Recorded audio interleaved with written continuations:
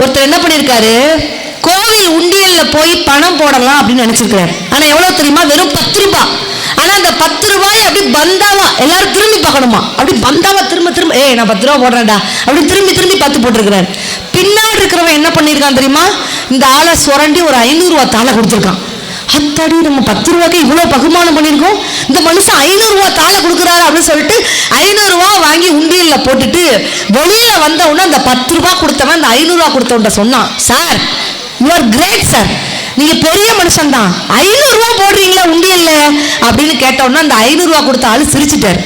Sir அதை உண்டியல்லையா போட்டீங்க, அது ஏன் பணம் இல்லை சார், உங்க பர்ஸ் வந்து தெரியாதனமா கீழே விழுந்துச்சு, அதை எடுத்து நான் உங்ககிட்ட கொடுத்தேன், அதை நீங்க உண்டியல்ல போட்டீங்களாக்கும் அப்படின்னு சிரிச்சுக்கிட்டே சொன்னாராம்.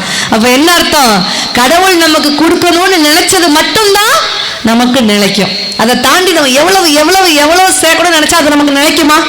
இந்த பணம் அப்படிங்கிற ஒரு ஒற்றை சொல்லுதான். ஆனா அது எத்தனை பேர் இருக்கு தெரியுமா?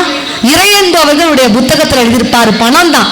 ஆனா அர்ச்சகருக்கு கொடுத்தால் அது தட்சணை, கோவில் உண்டியலில் செலுத்தினால் அது காணிக்கை, யாசிப்பவருக்கு கொடுத்தால் பிச்சை, கல்வி கூடங்களில் கட்டணம், திருமணத்தில் வரதட்சணை, திருமண விளக்கில் ஜீவனாம்சம், திருமண வீடுகளில் பரிசாக கொடுத்தால் மொழி, திருப்பி தர வேண்டும் என இலவசமாக கொடுத்தால் அன்பளிப்பு, விரும்பி கொடுத்தால் நன்கொடை, விபத்துகளில் இழந்தால் நஷ்ட ஈடு, நீதிமன்றத்தில் செலுத்தினால் அபராதம், அரசுக்கு செலுத்தினால் வதி, அரசு பொது ஸ்தாபனம் கொடுத்தால் நிதி, சட்டத்திற்கு புறம்பாக கையூட்டு வாங்குவதும் கொடுப்பதும் லஞ்சம், கடன் வாங்கினால் அசல், வாங்கிய கடனை திருப்பி கொடுக்கும் பொழுது வட்டி, செய்த வேலைக்கு மாதம் தோறும் கிடைப்பது சம்பளம், தினமும் கிடைத்தால் கூலி, பணி ஓய்வு பெற்ற பின் கிடைத்தால் ஓய்வூதியம், ஏழைகள் கேட்டு கொடுத்தால் தர்மம், தானாக விரும்பி ஏழைகளுக்கு கொடுத்தால் அதுதான் தானம் அப்படிங்கிற பணம் என்ற ஒற்றை சொல் இத்துணை அவதாரங்கள் எடுத்திருக்கு.